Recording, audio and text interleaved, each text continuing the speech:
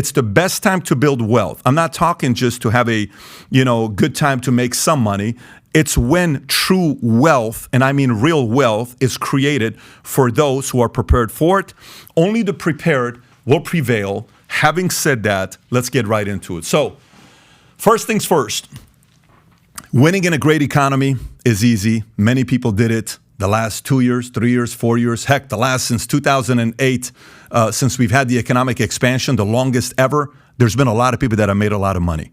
Anybody can do that. Anybody can make money in a great economy. Winning in any economy is what creates true wealth. The next 2 years will reveal who will win and who won't. So you want to make sure you're part of the camp that's prepared for this, and you want to make sure you have the reputation in a marketplace to say, market crashed, I made money.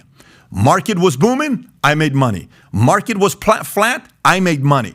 I'm going to make money in any economy because I'm constantly looking at ways to improve myself by seeking strategies that are effective in any economy. Now, some real estate facts for you to be thinking about. Nearly a third of America's net worth is tied to real estate. A third. So if a person's worth $1 million, 330 of it is tied to real estate. So nearly a third of an American net worth is tied up into real estate. 79% of Americans consider owning a home one of the greatest goals to achieve. I think that's one of the problems we have in America is we have convinced people that home ownership is the American dream. I fully disagree with that. My family and I didn't come to America to own a home.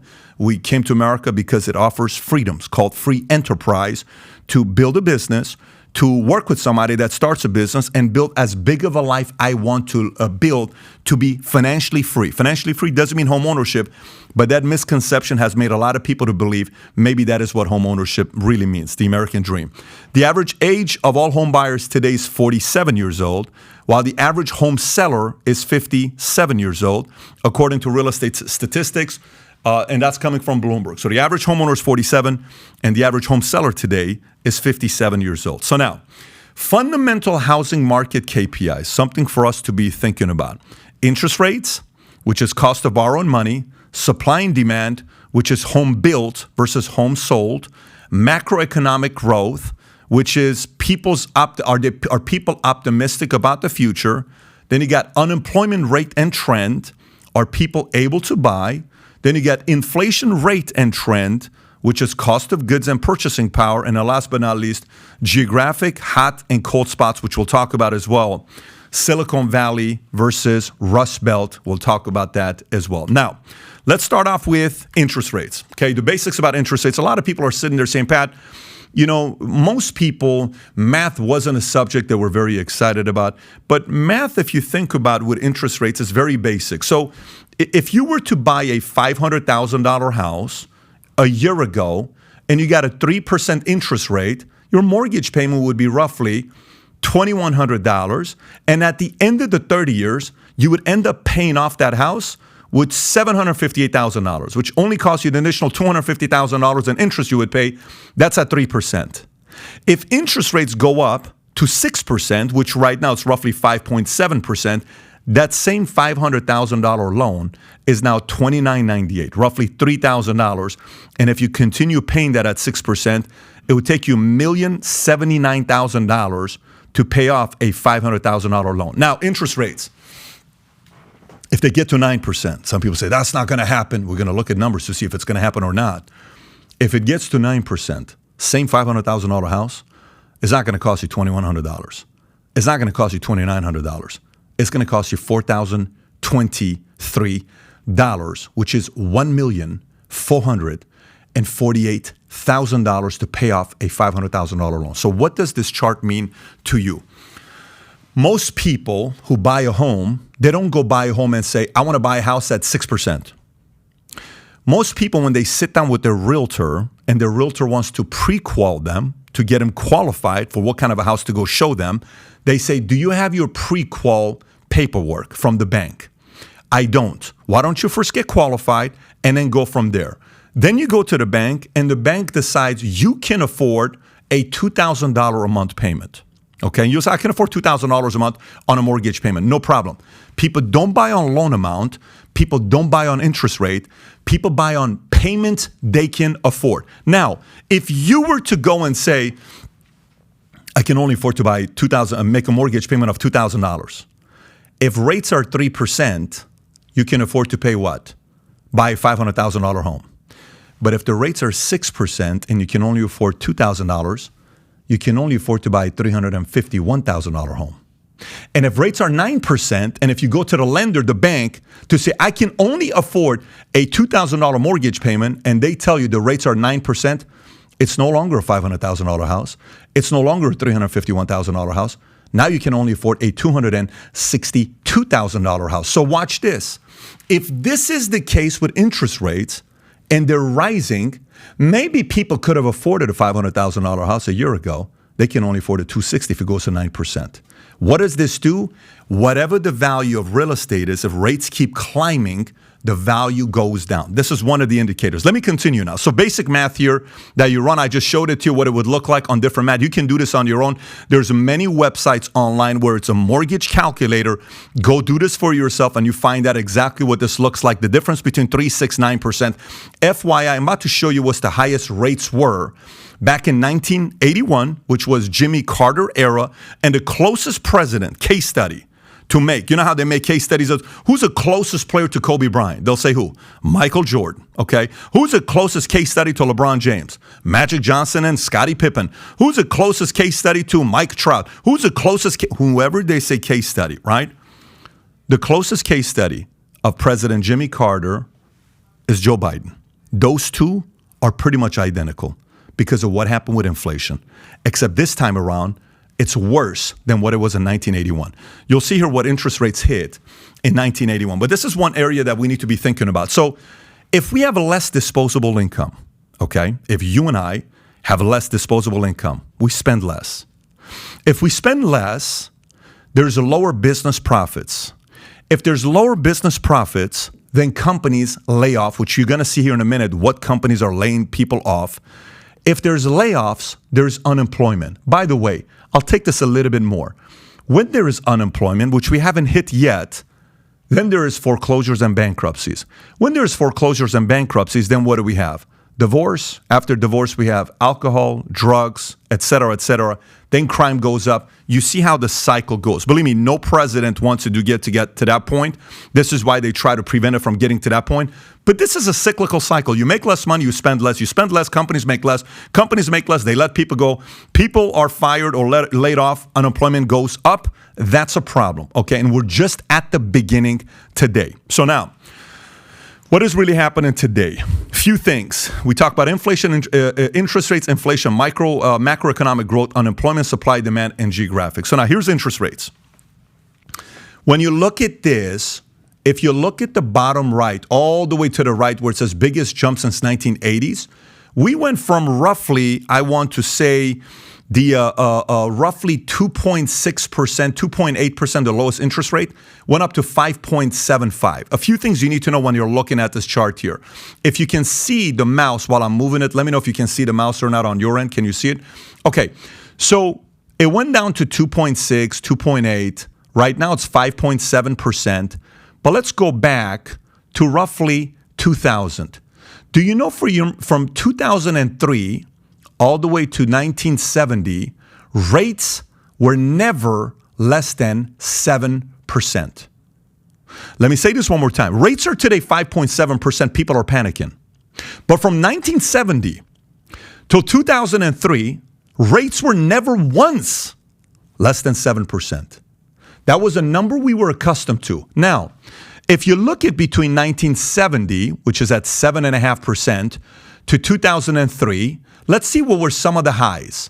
It hit around 9% in 2000, 9.5% in 1995. We reached 10% in 1992. Folks, that was only 30 years ago. Let me say this one more time. Only 30 years ago, rates for a 30-year fixed were 10%. And by the way, that lasted, the 10% lasted roughly 14 years, which means from 1978 or so till about 1992, 14-year period, rates were never less than 10%. This is purely history we're looking at. And during the Jimmy Carter era, right here, do you see the peak here? It's going to show you right now what the highs were. 1981, we saw 30-year mortgage rates reach historical peak of 18.5%. Okay, that's data. And again, the closest case study to Joe Biden is Jimmy Carter, 18.5%. December 2020, mortgage rates hit the lowest in history that we've ever had, 2.68%, which means money was pretty much free. People were buying $1 million homes that they would have typically only bought a $500,000 home. People buying $2 million home, they could have typically only afford an $800,000 home, $1 million home, because money was so cheap. So now, 3 ways higher federal interest rates affect your money. Number 1, Fed rate increases affect the stock market. That's 1. People tend to sell stocks for safer investments. Number 2, credit card interest becomes more expensive. You'll start seeing we have increased. If you haven't already gotten the letters, they'll tell you your interest rate has increased from 14.9% to officially 17.2%. You'll hear getting those letters continuously. And then mortgage and loan becomes more expensive. Okay. And by the way, when that happens, car payments, mortgage payments, in every possible way, payments go higher. We're going to talk about what new record we just broke on car payments, but hang tight. So now, inflation so far this year, highest jump since the 1980s, okay? Just December of 2020, which is not a long time ago, by the way. December of 2020 is roughly a year and a half ago, 19 months ago. Inflation was 1.4%. Let me say this one more time to you.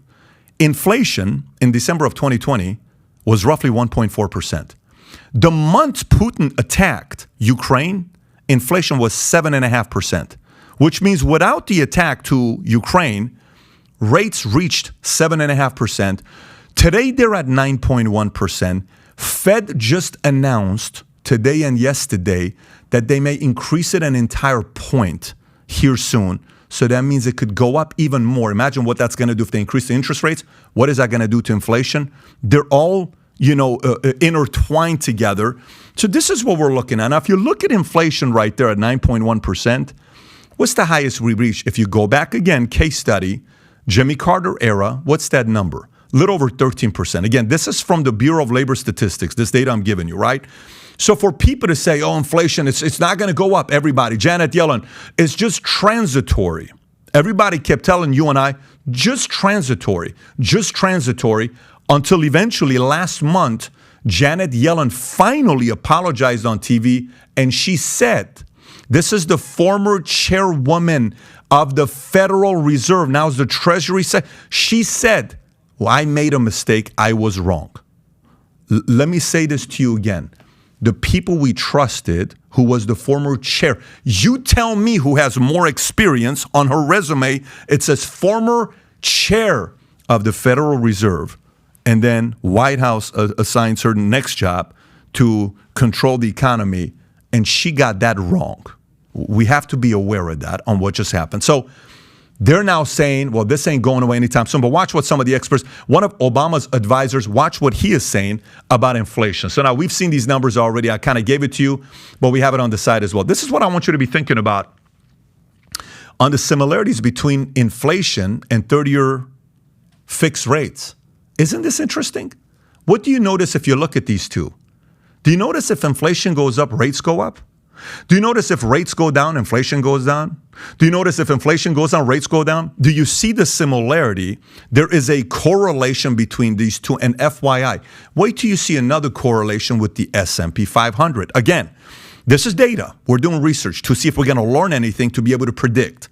Okay, you got Elon Musk says the 3 Ps, predict, prepare, persevere. We right now, our job, my job as an entrepreneur, businessman, content creator, CEO, family leader of my family is to make predictions. Babe, here's what I predict is going to happen to the economy. This is what we ought to do with our money. Gang, this is what I predict is going to happen based on the research that we've done. It looks like this is going to happen. Folks, you tell your C-suites or your sales leaders or your company, here's how we got to prepare for this. And the key is to persevere during these times. That's Elon Musk, guy that's worth 240, saying this, okay? So now, we look at this and we say, okay, Pat, that's interesting so far, but what else can prove that maybe real estate's about to go through a potential bubble and a crash? Well, how inflation affects Americans. Watch this.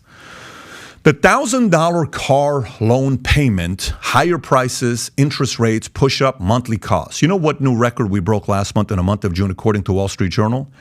The average new car that was sold last month, the payment was $686. Is it just me, or when I saw that to me sounded ludicrous? I bought a Ford Focus. My payment when I bought from Galpin Ford on Roscoe and Sepulveda, my payment was $228 when I bought a Ford Focus. The average car payment is $686 today. So $686, if you live in a state like Illinois, or if you live in a state like New York or California, you're paying roughly a third in taxes, upwards of 57%, give or take, depending on where your income is. Let's just say a third of your income goes towards taxes. If you add taxes on top of $686, because that's after-tax money, the average payment's $1,000 payment pre-tax money. Okay? That's $1,000. And right now, Wall Street Journal is saying, hey, the way we're going right now, $1,000 car payment is going to be very normal. $1,000 car payment? This ain't a Mercedes we're talking about, by the way. This is not a BMW 7 Series. This is the average. So ask yourself how many people you know that have regular jobs can afford a $1,000 car payment. That's the direction we're going. So now let's continue. Inflation in real estate market, but we got to look at different cities. Where is the biggest growth and biggest increase in the last 2 years taking place? These are the current largest real estate bubbles within cities, showing mortgage payment and property tax on how much it's increased in 2 years. Meaning, if you were paying $2,000 a month for your mortgage and property tax times 12 months, you were paying $24,000 per year in 2020. How much has it increased to 2022? Ready? Let's go through these, some of these top cities.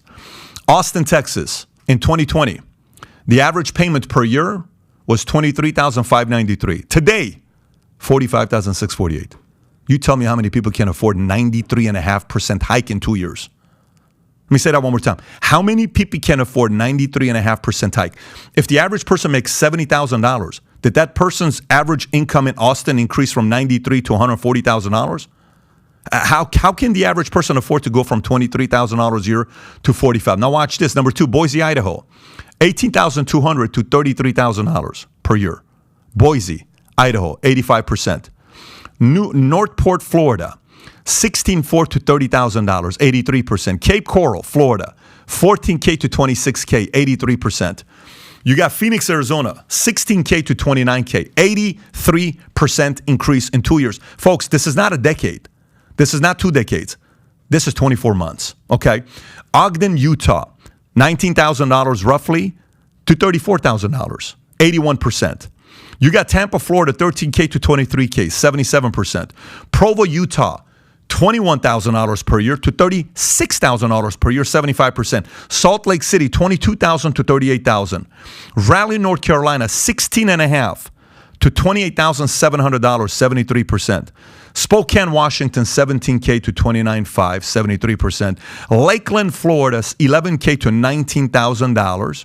Knoxville, Tennessee, $11,000 to $19,000. San Diego, California, from $35,000, roughly $3,000 a month, to $59,000. That's $5,000 a month. 70% increase in Carolina, $14,000 to $24,000, 70%. How many people can afford for their payment to increase by 70%? You tell me. Low income, middle income, how many?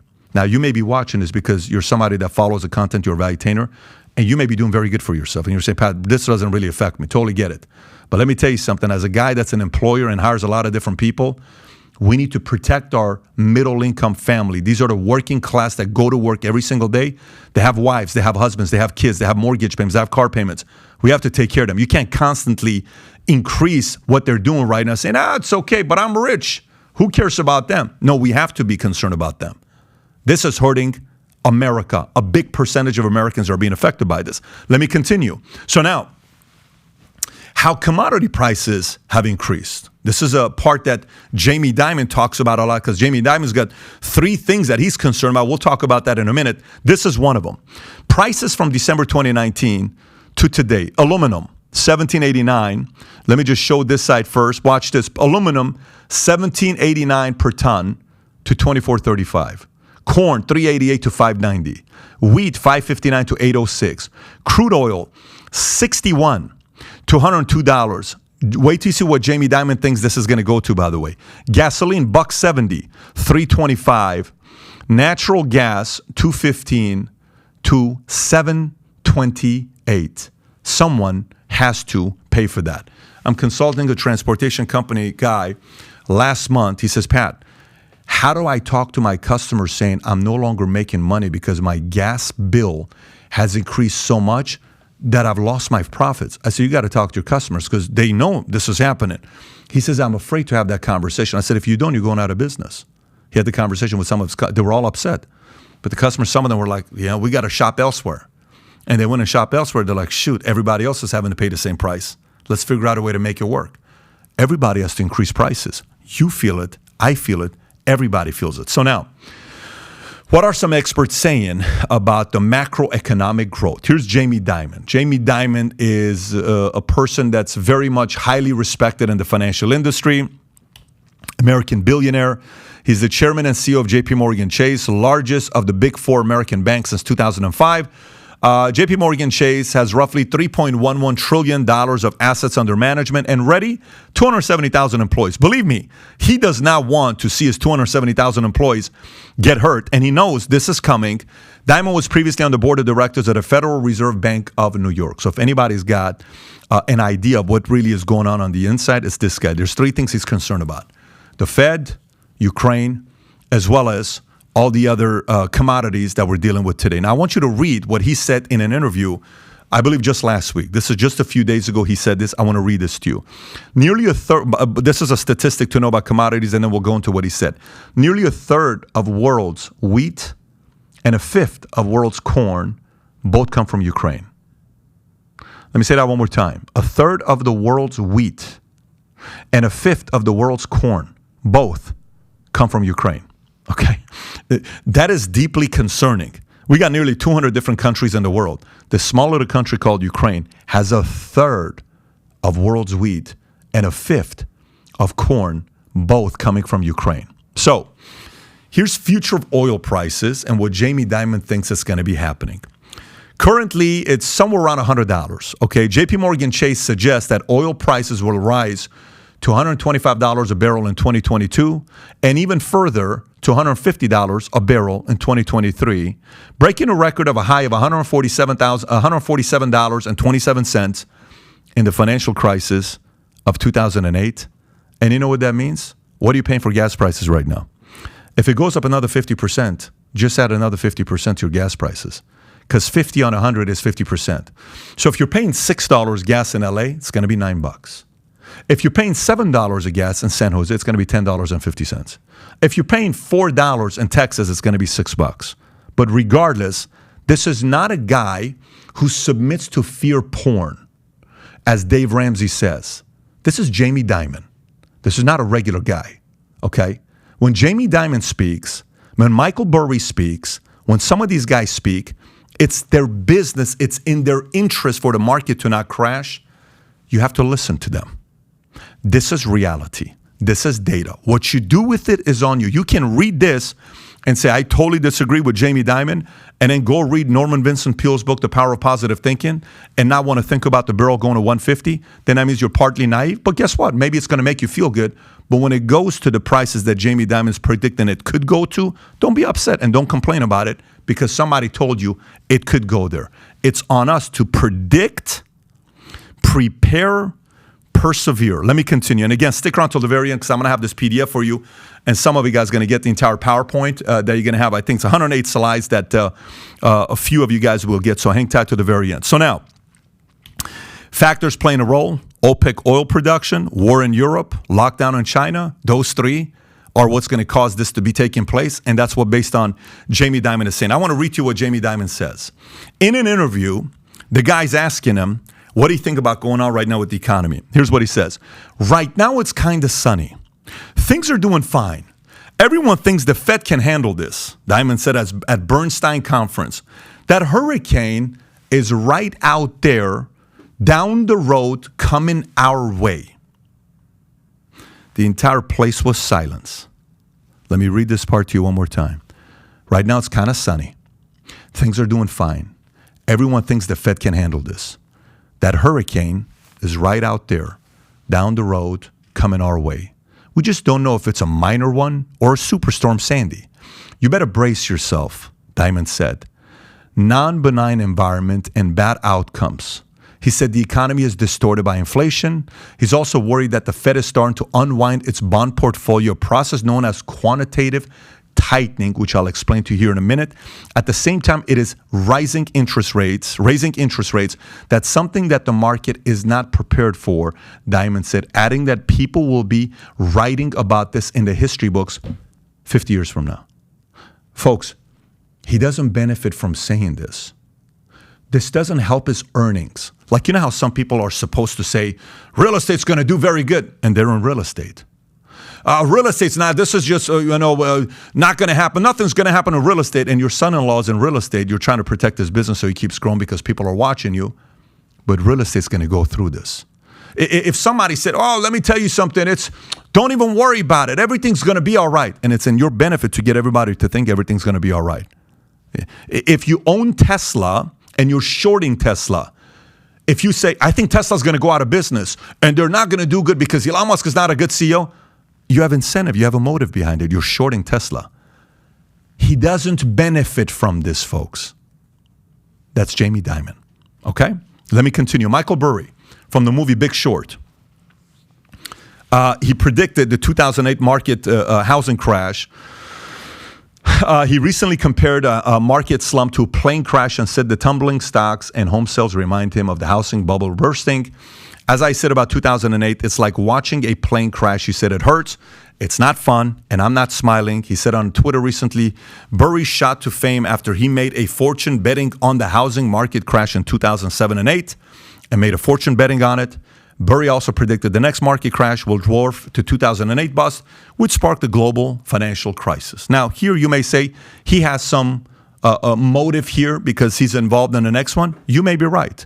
But he was able to predict the last one, and people thought he was crazy.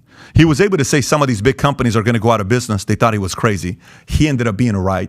They made a movie about him, and many of us watched it. The other day on my Instagram account for PBD Podcast, I said there's two movies everybody's got to watch in America today, Margin Call and Big Short. The video on Instagram got 500,000 likes, 11 million views. Why do you think everyone's trying to find out what the hell is going on with the economy? This is on an Instagram account with only 45,000 followers. I got 40-some thousand followers. It's not even my main account. It's just our podcast account. Everybody is curious to find out what's going on today. So now, let me keep going. I'm still going to explain to you the quantitative tightening and easing, but here's Mark Zuckerberg. Love him or hate him. If I had to bet, I'd say that this might be one of the worst downturns that we've seen in recent history. Zuckerberg said in a weekly employee Q&A session, audio of which was heard by Reuters. FYI, why would an employer tell their employees, this is the worst we're going to see ever? Why would you say that? Isn't the CEO and the founder supposed to uplift everybody? Aren't they? It's like everything's going to be okay. Good for him to just being straight up with their employees. Now, again, tell me, what's the benefit of him saying that? Motive. What's the benefit of him saying that? As a result of the expected downturn, Meta has reduced its hiring goal for 2022 from 10,000 engineers to 6,000 to 7,000. Zuckerberg also indicated his hope that individuals who weren't making the cut will end up leaving the company. Remember that whole cycle? Less disposable income, less spending, lower profits, layoffs, unemployment. Do you see what's going on with that cycle? This is kind of what the explanation of that cycle is. So now Google. The uncertain global economic outlook has been top of our mind. On top of mind, like all companies, we're not immune to economic headwinds. We'll be slowing the pace of hiring for the rest of the year while still supporting our most important opportunities. Google needs to be more entrepreneurial, working with greater urgency, sharper focus, and more hunger than we've shown on sunnier days. And then we have our friend here, Dave Ramsey. Inflation is not going to kill you. He's right. It's not going to kill you physically. It's not going to happen. So that's a factual statement. Fear porn comments talking about everybody is trying to, it's going to be all right, folks. It's going to be all right. It's not always as simple as supply and demand, but it almost always is. That's why this situation is not the same as 2008. Facts and evidence support why today's real estate market is not going to crash. He may be right. but someone's going to be right and someone's going to be wrong in the next 6, 12, 18 months. He just may be right. But to listen to what our friend here, Dave, has to say, that means you have to say Jamie Dimon is wrong, Michael Burry is wrong, and a lot of these other guys that this is their business, what they do for a living, that they have access to more data points. A Chase has access to the kind of data maybe a handful of companies have access to. Google, Facebook, Chase, these may be top 3 out of 5 companies in the world that have access to more data than any other company. Maybe Amazon has to go in there and Apple's got to go in there. They kind of can see some of these things taking place. So now, macroeconomic growth. I want you to take a look at this one here, okay? The value of U.S. housing is now worth $36.2 trillion. The U.S. housing gained nearly $2.5 trillion of value in 2020, most in a single year since 2005, according to a new Zillow analysis. And home values grew 19.6% last year, an all-time high in Zillow's data, which goes back more than 20 years. Look at that spike, what it's looking like, and look at the economic expansion from 2009 all the way up. If you look at it from here, boom, boom, boom, boom, boom, up, okay? How long can it be sustainable to do this, okay?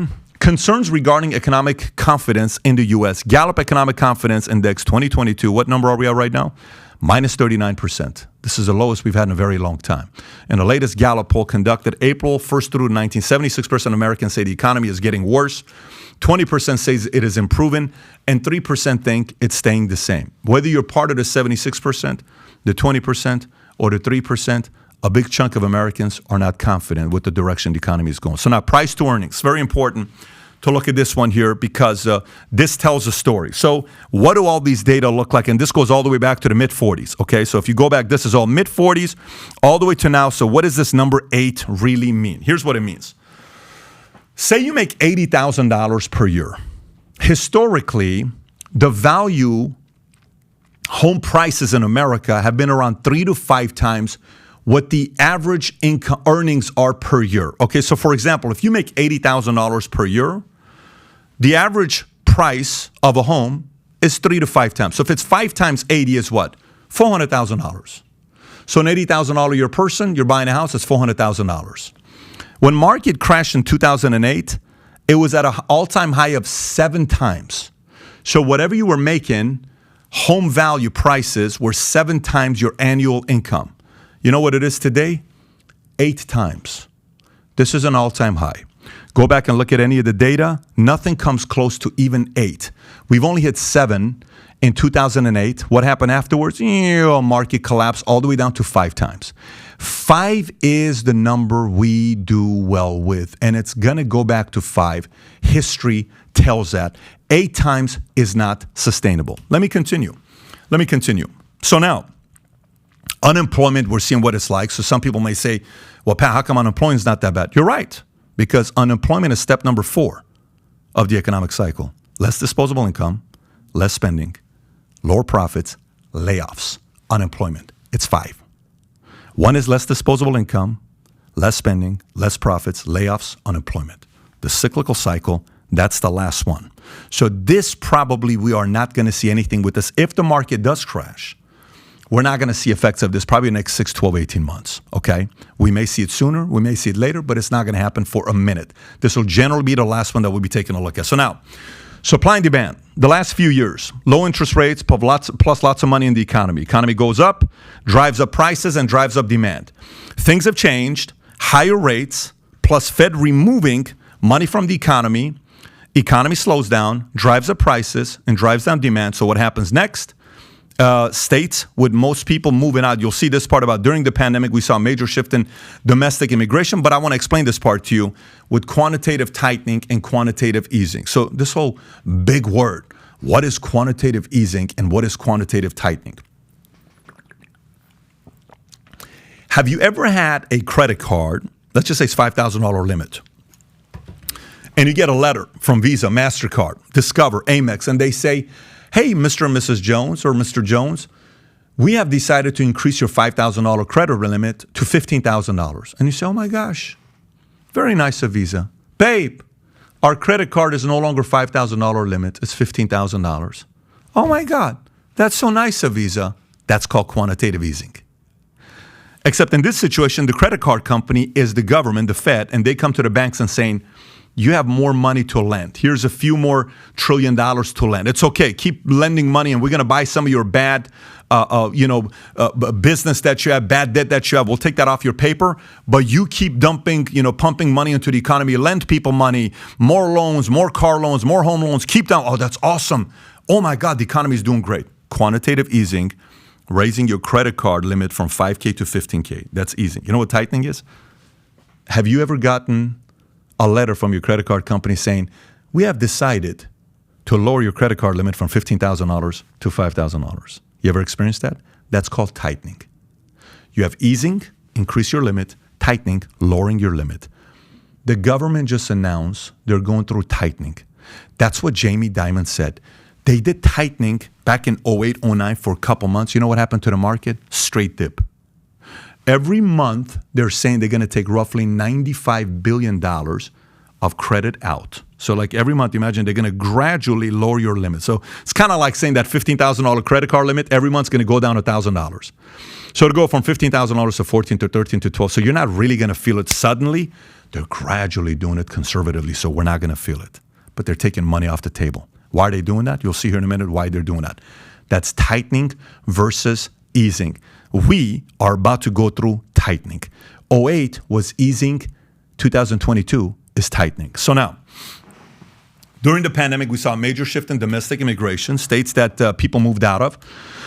California 367, people left. New York 352, people left. Illinois 122, people left. Massachusetts 46,000. Moving out was 888. States where people moved: Florida 221, Texas 170, Arizona 93, Carolina 89, South Carolina 65, Tennessee 61. Moving in 699. So moving out, moving in 699. This is Census Bureau. People are moving to other places because when COVID took place, what did we do? Here's what we did. Do you see what this chart looks like? Okay, this is the balance sheet of the Federal Reserve. Go to 2008 and look where we were. You see the straight line? We were less than $1 trillion is what we were, okay? When we're just printing money, the balance sheet. What did they do in 2008, like 2009? Boom, we go to $2 trillion. You see 2 million here on the side. It's because you got to add another million to it, but total assets is in trillions. So we went from less than $1 trillion to 2 trillion. And then in 2013, we went from 2.5, 3 trillion to 4 trillion. And then we stayed at around 4 trillion. And then we did a little bit of quantitative tightening. And then you have a little bit, we didn't do quantitative tightening. That number that was rolling was still around $4 trillion. And then COVID hits. And where do we go from 4 trillion? We go from less than 4 trillion to 5 trillion to 6 trillion to 7 trillion to 8 trillion. To now 9 trillion. Look at the spike. You tell me how much this spike matches this spike. This was a small spike and then gradual. This is a sudden spike because we've been printing money. And now the government says, wait a minute, we gave the economy too much money. We got to take money back. Have you ever had a kid, your kid, that you gave too much allowance and you told them, I'll give you $1,000, $2,000 of allowance if you go and get a job? And you realize you made a mistake of giving the allowance prior to the kid getting a job. So you wait a month, he's not even applying for any jobs. You wait 2 months, he keeps telling you he's applying, he ain't applying. And if he's got job interviews, he's not doing good interviews intentionally to not get the job because he's getting free money from you. Why would he work that hard? And then all of a sudden you lose it. You have a conversation with your husband, with your wife, and you say, babe, we got to cut that allowance. And you go to your son and you say, son, daughter, guess what? That $2,000 is gone. Figure it out. What happens? The overreaction, what happens? I can't believe you're doing this. I can't believe you're doing that. How am I going to get a job? We're about to go through that because many of these too big to fail companies have been constantly bailed out. It's okay, we got your back. It's okay, we got your back. And if they stop doing that, there's going to be some problems. You see, today on the podcast, we talked about 4 things that makes capitalism work. And here's what it is. Capitalism works when we have the freedom to buy whatever we want to buy legally, freedom to sell whatever we want to sell legally, freedom to choose whatever we choose in capitalism, but also freedom to fail.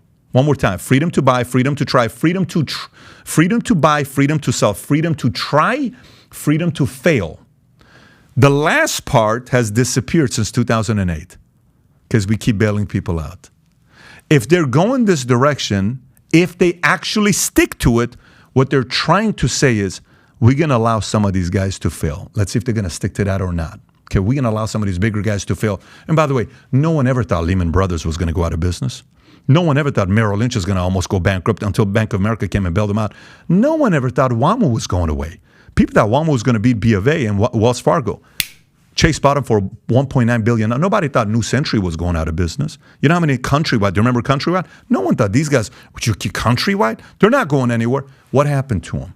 This is where we are today. And quantitative tightening is coming. So now, I just explained this part, and now you'll be able to explain this to other people because it's a simple way to explain it. Do you remember earlier when I showed you the correlation between interest rates and inflation? Watch this here. This is the correlation between the balance we have on the Federal Reserve, which is $8 trillion, and S&P 500.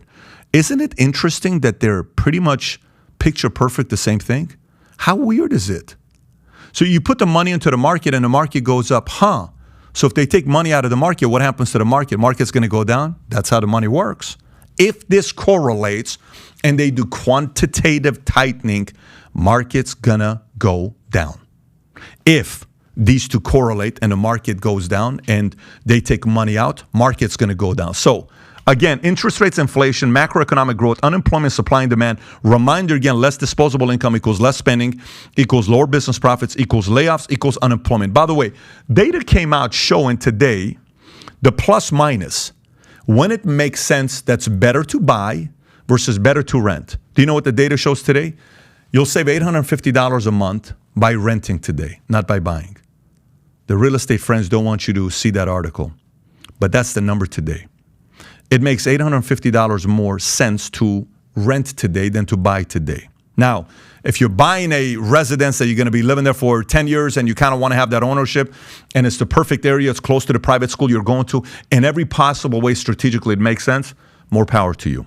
But today, statistically, they track this historically.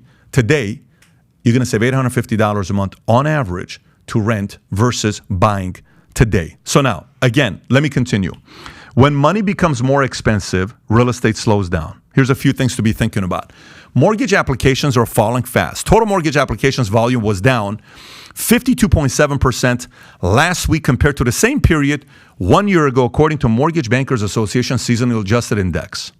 Refi applications, this is when you have a loan with WAMU, with Chase. I'm from B of A, and I call you and I say, hey, Mr. and Mrs. Jones, I know you have a loan for $800,000. I'd love to help you refinance your mortgage. What's your mortgage interest rate?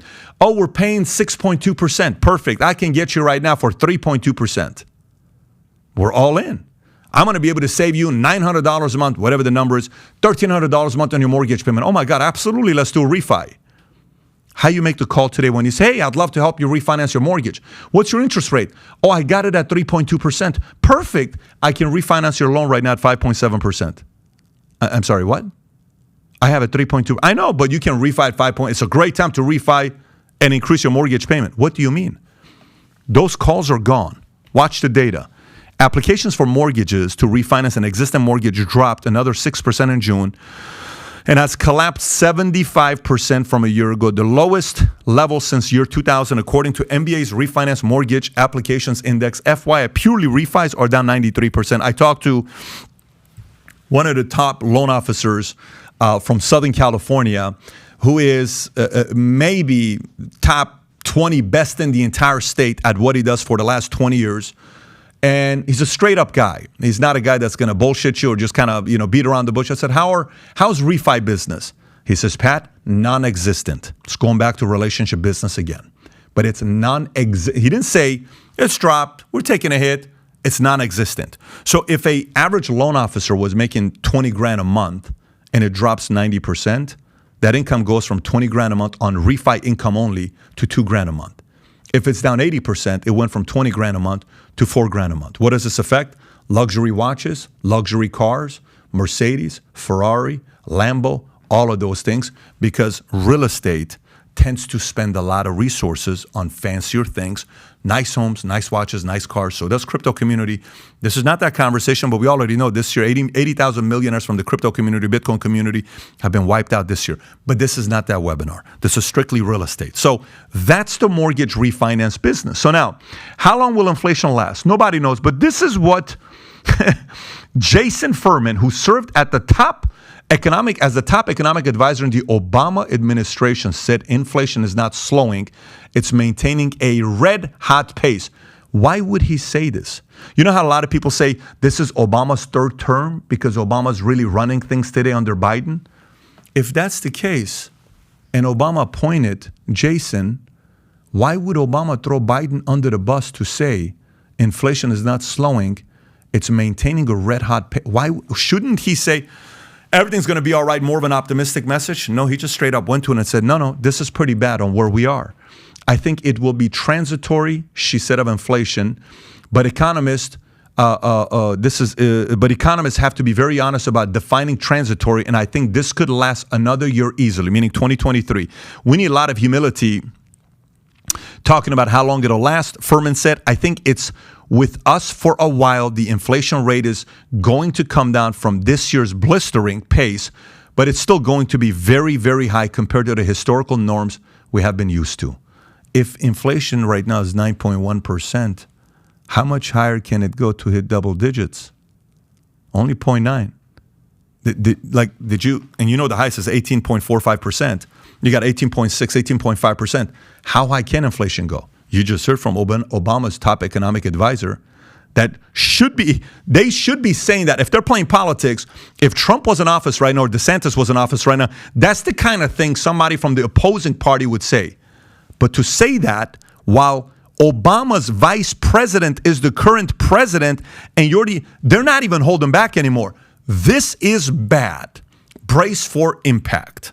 Okay? This ain't fear porn. This ain't Republicans on Fox News are playing the game of making sure that the current administration economy is so bad to make it look bad. No. Jason doesn't work for Fox News. Furman worked as the top economic advisor for a guy named Barack Obama. Okay? And that's from the Democratic side, and the VP is today's president. There's no motives here. This is going on today. They finally have to just say it, that's what we're going through. So now unemployment. Compass cuts amount to, and by the way, Compass is one of the biggest real estate company of higher end type of homes. We've been using it for a while. They do a great job, but they're cutting 10% of its staff, or about 450 employees, according to SEC filings. Redfin's layoffs amount to approximately 470 employees, or approximately 8% of its total employees. Again, SEC filings. Goldman Sachs plans to slow hiring, bring back annual performance reviews.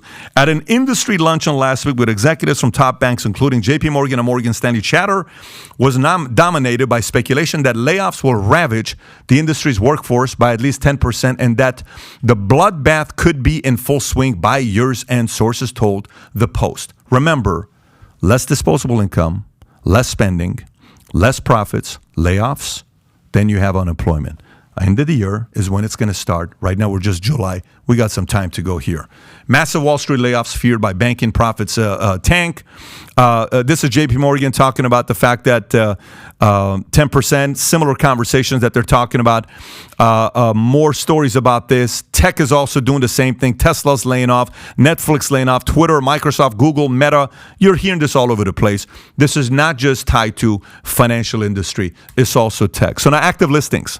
So it's very important to look at active listings because the fewer active listings, the more you have to pay for it. So let me unpack what this really means, okay?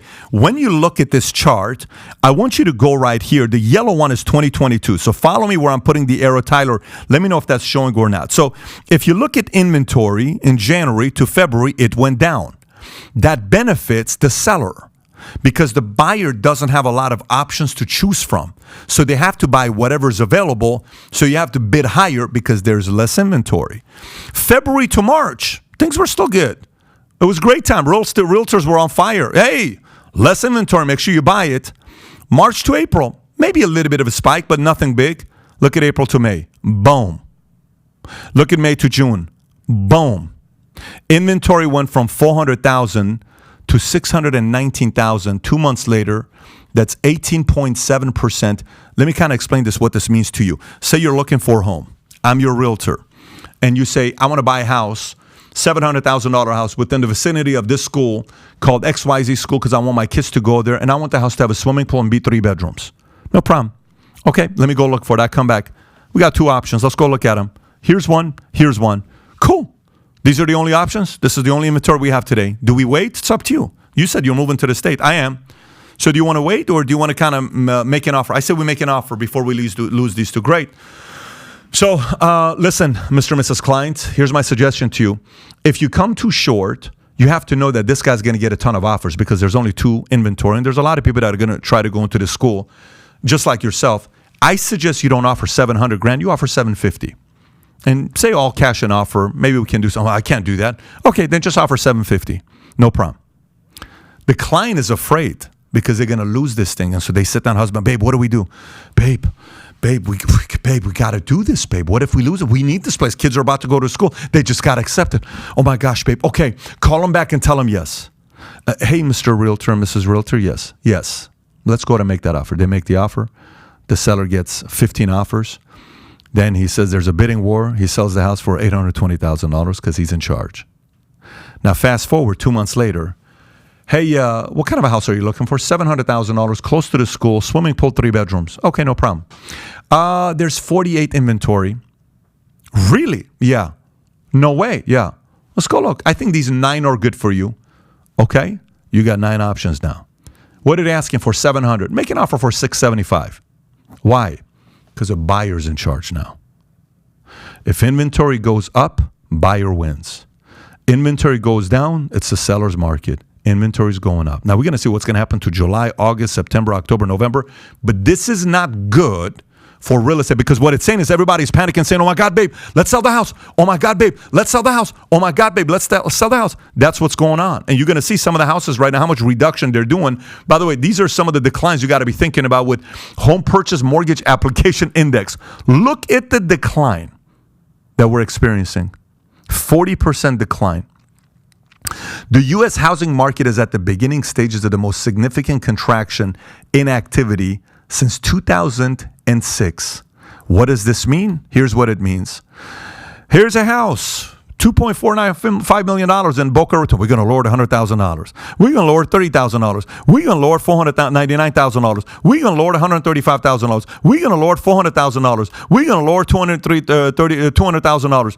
Go on your realtor in where you live and look what's happening to the inventory in your area and how many people are reducing the value of the house that they're selling. Go check it yourself today.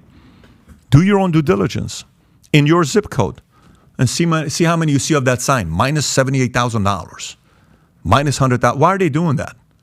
Are they doing that because they're confident? Are they doing that because they're desperate and afraid? What do you think? You ever been there before? I've been there before. With some of my items today, I'm on it. I'm trying to sell a couple things. I have to lower it because the market's not going to buy no exotic stuff today. This is not the exotic market today, okay? This is real. If you're looking at this, this ain't fake. This is real. When you see plus, like I remember one time we looked at a house. No joke. We went and looked. Guys, 2 years ago, my wife and I are looking at homes in Boca. We go look at the house. The house is on the market for $17 million. We say no. We leave. 90 days later, they raise it to $22 million. They sell it. A guy buys it for $22 million. 6 months later, he sells it for $31 million. Why do you think he increased it by $9 million? Because people were buying. He wasn't being cocky. He was right. I'm like, you just bought this house because you knew you could. So of course, I knew people were moving here. $9 million, 9 months he made. Like, that's insane. When you see down, that's because these guys are not confident they're going to sell the house. Now, you may say, Pat, this is fear porn. Legendary words by our friend Dave Ramsey, because this is just fear porn. That's what this is. Stop scaring people. I'm giving you data. This is not just hypotheticals here. This is what's going on. And I trust you are smart and wise to go decipher for yourself and say, you know what? This kind of makes sense. And then do whatever you want to do with the content.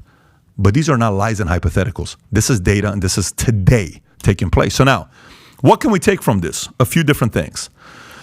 We already talked about what the American dream isn't. It's not home ownership. Now, if you want, listen, I own a house, and I love it. I own this building. This used to be a bank. This is a vault. I wanted to make the vault our podcast sit. This is our vault. We work out of here. We love this place. We bought the whole land. I bought another building. I believe in having real estate that you're going to use. It's just, it's not the American dream. The American dream is strategies during a time like this to know how business works, to grow businesses, to buy businesses, to work with a startup, to work with folks that have grown their businesses, and maybe you participate in an equity or some startup capital to get to grow a business and have victories. That's this. Don't fall for real estate home ownership as the American dream. That's pure marketing. And again, I have many of my friends in the real estate business that are upset because I'm saying this. But that's the truth. The American dream is entrepreneurship, freedom, free enterprise, growing businesses, participating in those exits. Homeownership is one part of it, but it ain't the main part of it, right, that we're going through. So when the crisis hits, there are three types of people. I don't want you to be panicking right now. Oh my gosh, what am I going to be doing, Pat? Look, there's those that shut down. Some of you guys are going to watch this, and you already have anxiety. Like, oh my gosh. What's going to happen, babe? Are you listening to this? Look what Patrick's saying on Valuetainment. Oh my gosh, look, what are we going to do, babe? Yeah, this happens, okay? The only crazy thing about recession is the following thing that we need to know about with this part is this. Do you know when's the longest in the history, American history, since 1776, okay? We can go 1851 when we started tracking recessions. Do you know what's the longest America's ever gone without a recession? Do you know what's the longest we've ever gone without a recession? 14 years. You know what year it was? Not in the 1800s, not 1920s, not 1950s, not 1980s. The longest we've ever gone without a recession is today. 14 years. We're overdue for a recession. And our politicians on both sides have been saying, next term. Next term. I need to get reelected. Next term. It's coming. It's here. You got to be ready for it. It's part of the economic cycle. FYI, the longer we wait to go through the recession, the bigger it's going to be. We have to kind of go through it and buckle down. The shortest recession lasts 6 months. The longest lasted 43 months. The 43 months was a depression. No one knows if it's going to get that ugly or not, but some are saying it could get that ugly. Nobody knows, but that's pure speculation.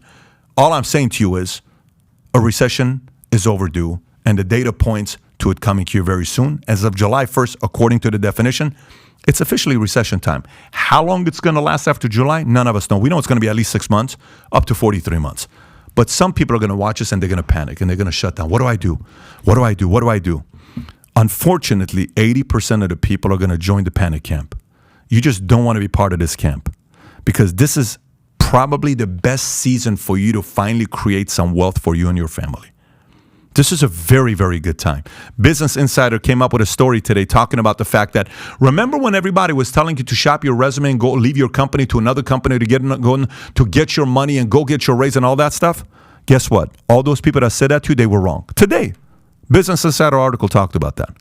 So if you were somebody that were working at a place, you're loyal, you're bringing value, you're getting better, you're learning new skill sets, market's going to favor you, okay? But don't be the person that shuts down. The second kind is people who just survive. And there's like, oh my God, I'm just a survivor. I'm just hoping I survive this.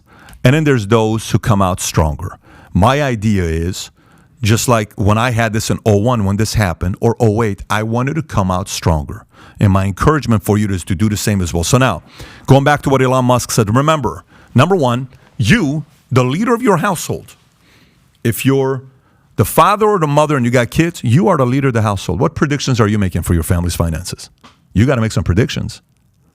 If you're the leader of the company that you lead, the visionary, what's your prediction?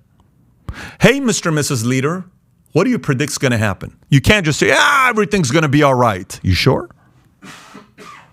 You sure? Is that what great leaders do? Or is that what scared leaders do? You got to make some predictions. What are your predictions? I just gave you mine, what my prediction is. What's yours? Based on what you just learned from today. Okay?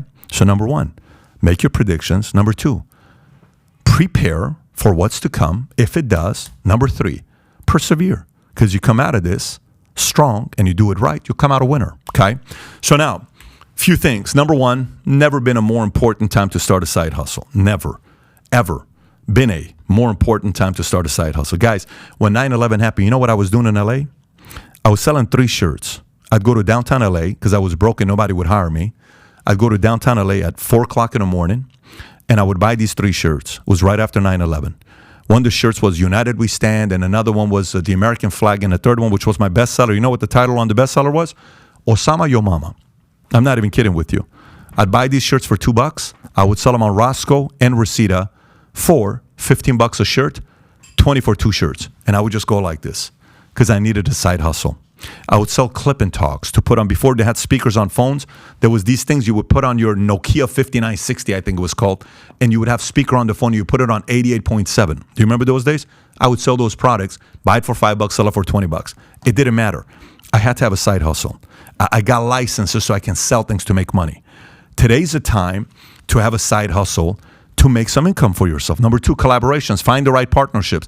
Go to places like today. I was talking to one of our CEOs of a company who runs a real estate company doing $40 million a year. I said, I would go to he's going to the Vault conference that we're hosting, which we're going to announce here, the speakers at the Vault conference, which is pretty, I didn't even tell you we're going to announce speakers. I said, when you go to the Vault conference, what I want you to do is anybody that says they're in real estate and they run a good sized business, mortgage, real estate, escrow, get connected with all these guys and create a group WhatsApp with 10, 20, 30, 40 other people that individually run their businesses and communicate with each other what you're doing that's working for you. Because collaboration is a very, very key today. This is the wrong time to be a loner going through this by yourself. You're going to drive yourself insane if you go through this by yourself. When I was in the Army, they would talk about the buddy system. Always have a buddy. This is a time to have your buddy system within the industry that you're going through. 3, save that money. No more Ferragamo right now. You don't need a Ferragamo belt. You can buy a regular belt for $40. You don't need no Ferragamo shoes. Go buy regular shoes, $99. Go buy them at a discount. Go buy them on eBay. There's a lot of one on discount. You don't need a Rolex today. You can do with your Apple Watch. Maybe you don't even need an Apple Watch. You can go with a Seiko. You don't need to go buy that $4,000 Canali suit. You'll be okay with a Hugo Boss $999. Don't get the Hugo Boss. Get a 3-day suit broker. The point is, the Chanel purse has got to take a break. The Louis got to take a break. Obsessed with saving money because a lot of stuff is going to be on sale. A lot of stuff is going to be on sale. I'm a card collector as well. Cards are about to go through a whole different mess themselves. And I made a lot of money off baseball cards. There's going to be so many things on sale. You want to make sure you have the cash to be able to capitalize off that because your family, the person that's the 57-year-old version of you is hoping you capitalize during this market. Your grandkids one day that you don't have yet, they're begging you, mommy, daddy, grandma, grandpa, when you were 28 years old, please stay focused during this time, grandpa. Please stay focused during this time, grandma. Please go above and beyond because I'm relying on you to make the right choices today because that's going to allow me to go to the schools so my life can change because grandpa made the right choices. Save that money today. Cash is king today. Cash is king today. Recreate yourself today. Surprise people when they see you and they don't even recognize them. I've never heard them talk like that before. Look at this. We've been at 5,000 after 5 minutes into it. It hasn't changed. You know how many people are thinking this right now? All of the 5,000 plus your spouse's partners. There's probably 25, 30,000 people right now watching this presentation as we're going through it. Make a decision to recreate yourself. Having said that, click over here to get the PDF. Or if you've not yet watched the market crash video I did, click here to watch the entire market crash video. Take care, everybody.